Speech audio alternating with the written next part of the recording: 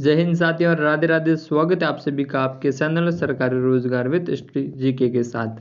और बात करने वाले हैं आज का हमारा वीडियो और सेशन रहेगा वो रहेगा चतुर्थ श्रेणी कर्मचारी के शपथ प्रमाण के संबंधित यानी कि जो एफिडेविट है उसके बारे में आज की हम जानकारी रखेंगे। यानी कि ये पूर्ण रूप से आपको एफिडेविट है वो हमारे सरकारी रोजगार विद स्टडी जी के टेलीग्राम चैनल पर आपको प्रोवाइड करा दिया गया है। तो उस चैनल पर जाकर आप ये पूरा पीडीएफ वहाँ से डाउनलोड कर लीजिएगा। और आपको ये बनवाना कहाँ पे है तो आपको 50 रुपये के स्टॉम्प पेपर के साथ ये आपको बनवाना है, ठीक है। और बनवाना कहाँ है, आपके नज़दीकी आपकी कोई बड़ी ई मित्र है जो आपके यानी कि ज़मीन के कागज़ों का नोटरी वगैरह करवाती है, या इलेक्ट्रिसिटी या जो भी आपके बिजली के फॉर्म वगैरह भरती है वहाँ पे बन जाएगा। या फिर सीधी से आप जहाँ भी आपकी तहसील कोर्ट यानी कि डिस्ट्रिक्ट कोर्ट या तहसील कोर्ट हैं तो वहाँ पर ये आपके बन जाएंगे। ये आपके बनवाने की बात हुई, ठीक है। और 50 रुपये के स्टॉम्प के साथ आपको ये बनवाने हैं। अब बात करते हैं आगे की भाई कि कौन कौन से डॉक्यूमेंट है वो किन किन को लगवाने हैं। यानी कि 4 से 5 जो भी आपके एफिडेविट वो आपको सभी को बनवा कर जाना है। अब बात करते हैं आपके सर्वप्रथम प्रथम एफिडेविट की, तो ये रहेगा आपके दहेज संबंधित, ठीक है। और इसमें आपके है वो ये सभी को बनवाना है, चाहे आपकी शादी हुई है या आपकी नहीं हुई, ये सभी आपको लगवाना पड़ेगा वहाँ पे। यानी कि ये ज़रूरी है आपके साथ। यहाँ पे आपका नाम, पिताजी का नाम जो भी है, और आपकी जाति, निवास, आपकी तहसील आ जाएगी, आपका ज़िला, यहाँ पे ये पूरी आपकी डिटेल आ जाएगी। जिनकी शादी हुई है या नहीं हुई इनके लिए सभी के लिए पहला पॉइंट तो आपको लिखवाना है सभी को, ठीक है। अब जिनकी शादी हुई है वो लिखेगा दूसरा पॉइंट, और जिनकी शादी नहीं हुई है तो वो सीधा पहले से सीधा क्या जाएगा चौथे पॉइंट लिखवा देगा और फिर टाइप करवा देगा। यानी कि जो टाइपिस्ट बैठे होंगे तो वो आपको वहाँ पर ये एडजस्टमेंट करके दे देंगे। आपको बोलना है भाई हमारी शादी नहीं हुई तो वो आपको ये पॉइंट करवाना है, अगर हुई है तो भी आपको वो पॉइंट लिखवाना है, ठीक है। और बाकी देखिए आगे की बात करते हैं, तो ये होगी बात और चौथे पॉइंट की बात होगी। अब बात करते हैं आपके देखिए यानी कि 500 पॉइंट, आप 500 पॉइंट सभी के लिए ज़रूरी है।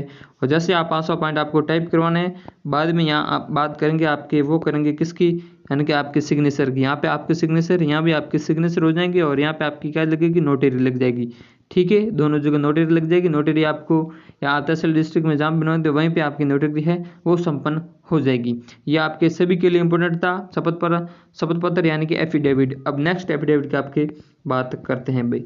नेक्स्ट आपका रहेगा वो रहेगा आपके संतान संबंधित एफिडेविट। कौन सा नेक्स्ट आपका संतान संबंधित एफिडेविट है वो रहेगा। इसमें आपके देखिए यानी कि कार्मिक विभाग अधिसूचना ये पूर्ण रूप से आपके बताया गया भी ये आपके संतान संबंधित है वो शपथ घोषणा पत्र रहेगा। जिसकी भी शादी हो रखी है, जिनके भी संतान है उनके लिए ज़रूरी है, और जिनकी शादी नहीं हुई है तो उन्हें तो नहीं लगवाना है, क्योंकि आपकी शादी नहीं हुई तो आपके संतान भी नहीं होंगे तो आपको नहीं लगवाना है। जिन साथियों की शादी हो चुकी है, जिन भी बहन भाई जो भी है उनकी शादी हुई है तो उन्हें ये ज़रूर लगवाना है।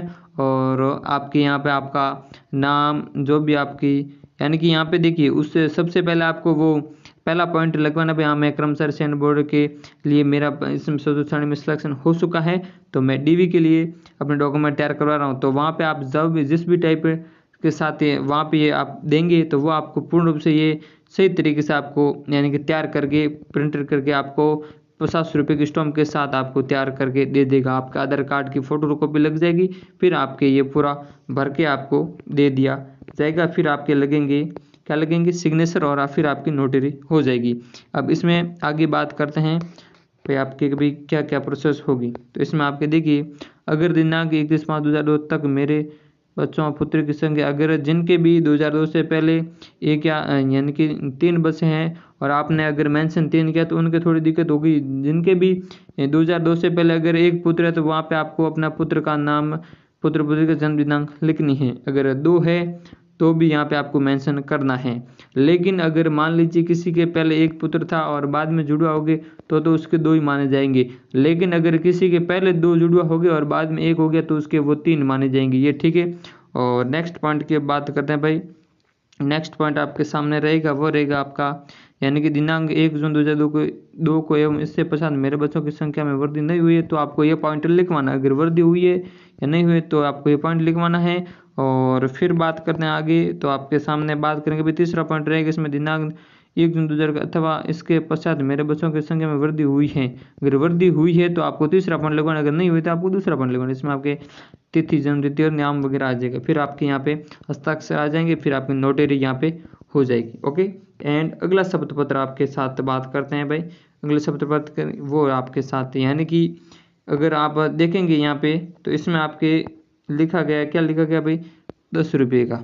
लेकिन आपको 10 रुपये का आप यहाँ नहीं बनवाना, यहाँ पे आपको 50 रुपये के स्टॉम्प पेपर के साथ ये शपथ पत्र बनवाना है। ठीक है, आपको 10 रुपये का नहीं बनवाना। ओके, एंड वहाँ पे जाओगे तो आपको 50 रुपये के शपथ पत्र के साथ इसे बनवाना है। ये आप कौन सा शपथ प्रमाण पत्र है इसके बारे में बात करते हैं। भर्ती पात्र जांच हेतु प्रस्तुत किए गए दस्तावेजों की प्रमाणित के संबंध में, यानी कि ये आपकी जो भी आपने भर्ती में डॉक्यूमेंट यानी कि ओरिजिनल डॉक्यूमेंट की बात करेंगे, उन सभी के लिए इम्पोर्टेंट ये आपका शपथ पत्र है वो होना जरूरी है। तो ये आपके 50 रुपये स्टॉम्प के साथ आपको बनवाना है।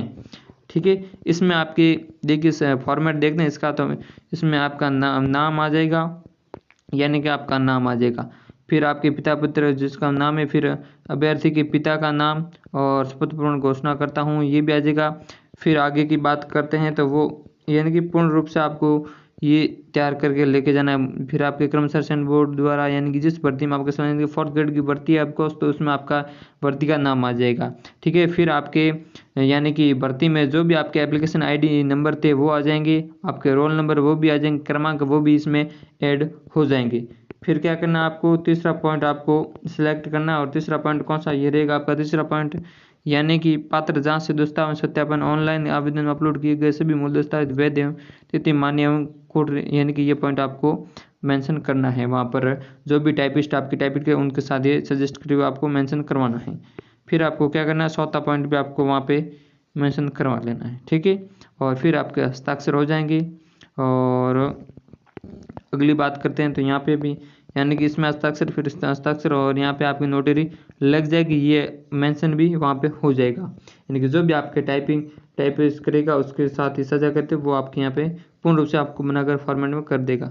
अब बात करते हैं अभी नेक्स्ट आपके शपथ पत्र यानी कि एफिडेविट की, तो कौन सा, तो ये रहेगा आपके शपथ पत्र। इसमें आपकी बात करते हैं भाई, डॉक्यूमेंट वेरिफिकेशन के बारे में था वो हो गया। अब बात करते हैं आपके जाति प्रमाण पत्र की, और ये किन किन को बनवाना जरूरी है। तो ये आपके देखिए बात करते हैं भाई हमारे, तो अगर जिन साथी की यानी कि आपने आवेदन किया था और आवेदन जाति प्रमाण पत्र आवेदन से लगाकर अब तक आपका अगर 1 साल नहीं हुआ है तो आपको ये बनवाने की जरूरत नहीं है। लेकिन ओबीसी वाले और एमबीसी एससी वाले सभी के पास, यानी कि एसटी एससी वालों के तो वह लाइफ टाइम चलता है, लेकिन ओबीसी ईडब्ल्यूएस और एमबीसी वालों के लिए विशेषकर बनवाना जरूरी होता है। अगर आपका जब आपने फॉर्म अप्लाई किया था और अब तक आपका जाति प्रमाण पत्र 1 साल पुराना हो चुका है, यानी कि 1 साल के बाद का हो चुका है, यानी कि 1 साल के ऊपर होगी डेट, तो आपको ये शपथ प्रमाण पत्र बनवाना होगा। और इसमें आपके जो भी फॉर्मेट है वो पूर्ण रूप से आपको भरवा कर 50 रुपये के स्टॉम्प के साथ आपको ये बनवाना होगा। ठीक है, इसमें आपका नाम, पिता का नाम, स्थान,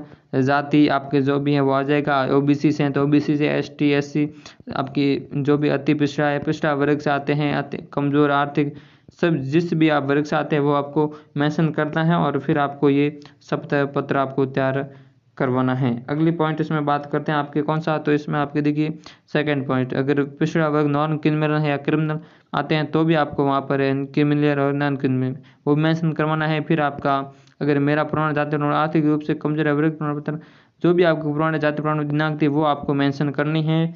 और जो भी आपका पुराना जाति प्रमाण पत्र उसके अंक यानी कि नंबर वगैरह भी यहाँ पे आ जाएंगे।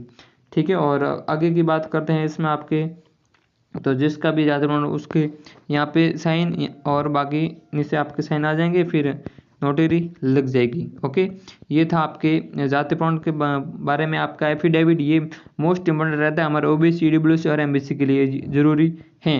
और अगली बात करते हैं आपके लास्ट आपके इनके एफिडेविट की भाई बात करेंगे, तो लास्ट आपके रहेगा कौन सा, तो इसमें बात करते हैं आपके लास्ट आपके साथ ये रहा आपका लास्ट में।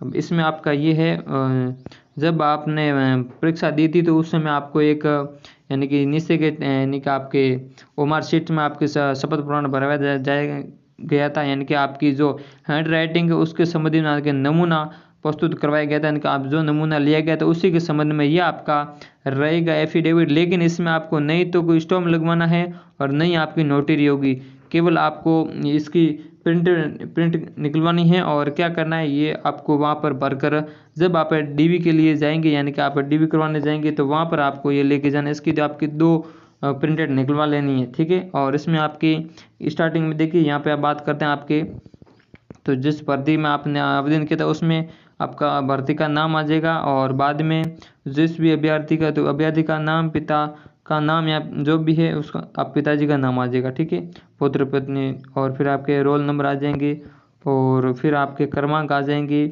भर्ती का नाम वापस आ जाएगा। और फिर यहाँ पे आपको हिंदी में पूर्ण जो ये ऊपर वाला डाटा है वो आपको यहाँ पर लिखना है। भाई मेरा नाम ये है और मैं इस भर्ती में आवेदन किया था, मैंने इस भर्ती में ये रोल नंबर, मेरे पिताजी का नाम है, वो पूर्ण रूप से आपको यहाँ पे लिखना है। और अगली बात करते हैं भाई, तो ये था हिंदी वालों के लिए। अगर जो साथी अगर इंग्लिश में भी किसी ने भरा था भाई नमूना पत्र, और तो आपको इंग्लिश में भी भरना है, तो आपके इंग्लिश में भी ये फॉर्मेट है, और यहाँ पे आपको इंग्लिश में वही सेम प्रोसेस रहेगी, इंग्लिश में अपना है वो नमूना पत्र भरना है। लेकिन विशेष बात इसमें आपको क्या ध्यान रखनी है, विशेष बात इसमें ये ध्यान रखने की भी आपको अब खुद को ही लिखना है, किसी दूसरे के साथ ये मत लिखवाना, वरना आप भर्ती से बाहर हो जाएगा, आपके ऊपर केस वगैरह भी हो सकता है, ठीक है। ये सबसे मोस्ट इम्पोर्टेंट आपके साथ जानकारी थी वो साझा की है। बाकी आपको वीडियो में जो संबंधित जानकारी वो अगर बढ़िया लगी है तो चैनल को सब्सक्राइब जरूर कीजिए।